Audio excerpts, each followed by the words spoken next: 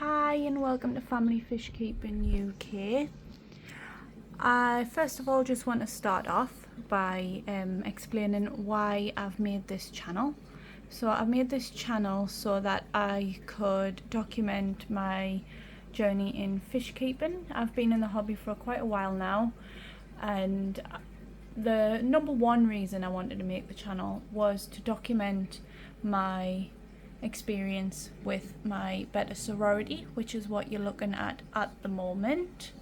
Now, I have recently set this up. This is day 4 of my Betta Sorority.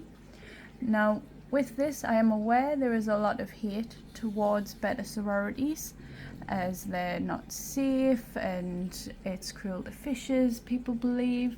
But I do believe if it's done right, it can work out very successfully. Now, I have spoke to many people who has kept Betta sororities successfully. I have watched YouTube videos about Betta sororities, many different ones, as well as went onto Facebook groups and Reddit groups, all sorts of different things, lots and lots of research online on websites and things to get all the best possible advice I could before setting this up. Now, the advice that I got, and that seemed to be very consistent, was make sure that it is very well planted, which, as you can see, I have lots of plants, from floating plants to stem plants, anubises, lots and lots of wood in here as well. Got a massive piece of wood there, one at the back there, and another one at the side here. Another consistent piece of advice was to make sure that your tank is overstocked with female bettas as well as with dither fish. Now, as you can see, I have a lot of female bettas in here, and I've also got dither fish. The dither fish that I currently have in here are lamp eyes, which you can see right here. These beautiful little fishies here. I do find these are very beautiful fish. I also have in here golden pencil fish, which there's one right there. Now, just to make you aware, the lamp eyes, I do currently have in here 16 lamp eyes, and I've got 14 golden pencil fish in here currently. I've also got in here 2 peacock gudgeons. Now, they are only small ones at the moment, and I do have more arriving to put in here too. There's one right there, you can see. Do ignore the reflection of my phone, I do apologise for it. There's one lovely peacock gudgeon. Obviously, I'm aware it's got quite a lot of growing to do. Did lots of research to make sure that it would work out okay in this tank. If it doesn't, if something does go wrong, even though from what I'm aware they are very peaceful fish, I can easily move it and put it into one of my other community tanks. I've also got in here some Venezuelan orange cories, which I think I saw one just before there. There's one right there going through the vegetation, all my plants there. I do love digging through the plants, going all around through all the different plants. I've also got in here some bristlenose plecos, which currently I can't seem to spot one. I do have 4 bristlenose plecos in here, 3 lemon and 1 super red bristlenose. I've also got in here some Amano shrimp, currently 6, but I do plan on increasing that amount of Amano shrimp in here. Again, if I spot an Amano shrimp, I will show it for you, but they do tend to hide around all the plants and vegetation that I've got in here. Now, as I did mention, I do want to document this tank specifically on this channel to try and get rid of some of the stigma around Betta sororities. Now, I do plan on uploading once a week, and I will be informing everybody of the good and the bad that happens through this.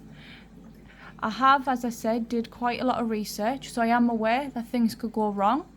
I have spare tanks at the ready in case anything does go wrong.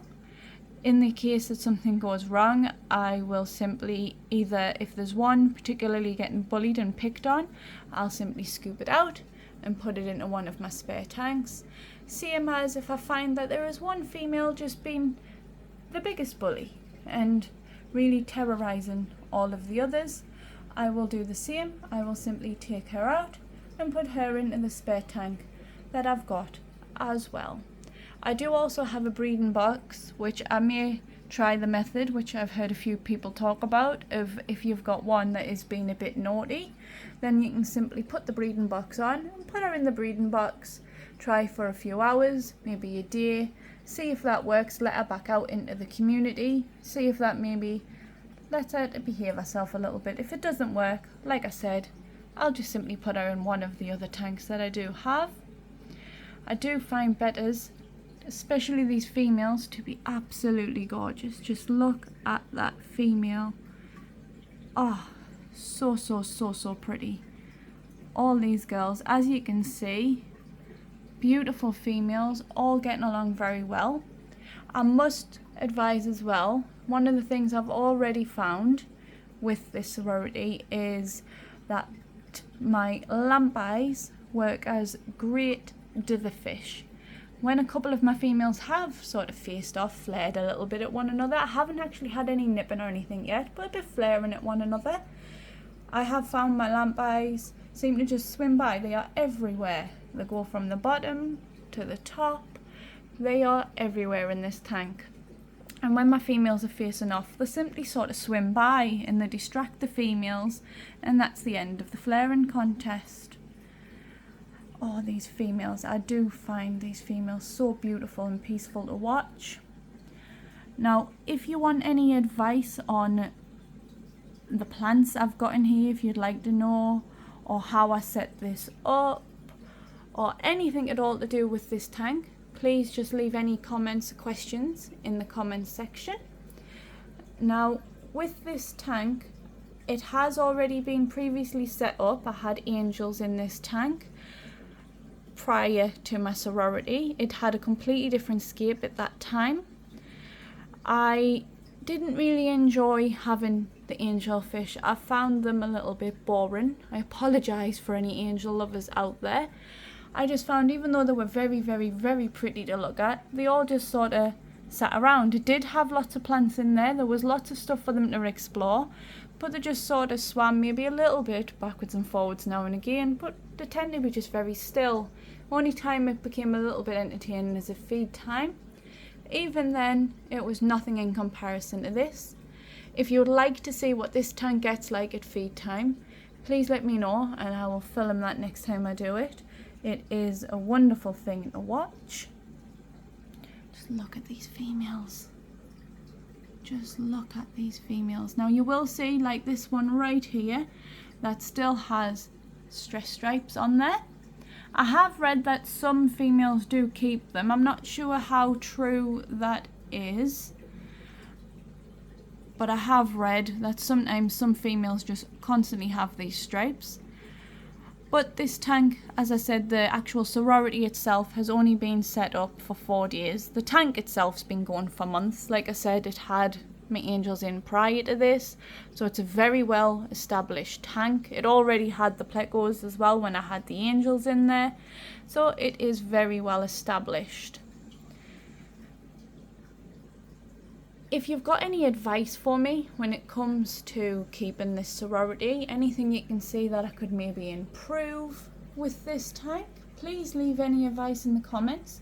I'm always open to learning. I think with this hobby, one of the best things about this hobby is simply the fact that you're always learning.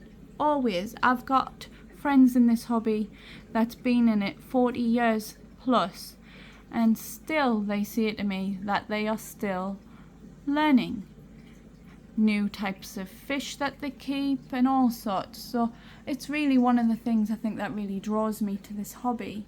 It's relaxing, as well as the fact you're just never done. It's a never stop learning process.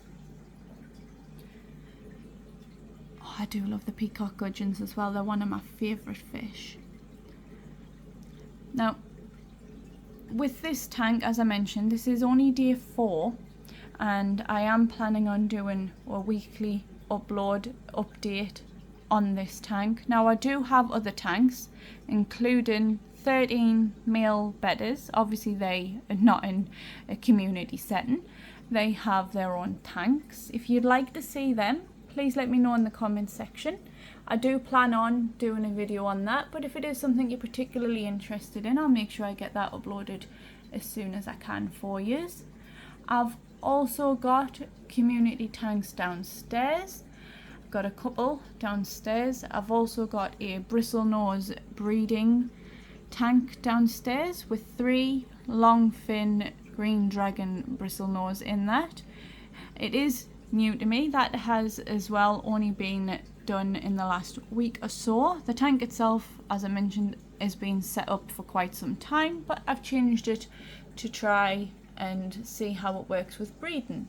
Never successfully bred bristlenose. I've never tried either. I've only had them in community settings in the past, but this is what I'm going to have a go at as well. So if you'd like to follow on and you'd be interested to follow that, let me know and I'll make a series on that too.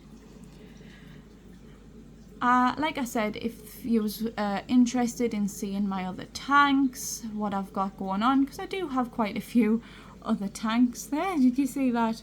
One of them hiding under the leaf, and that came out there.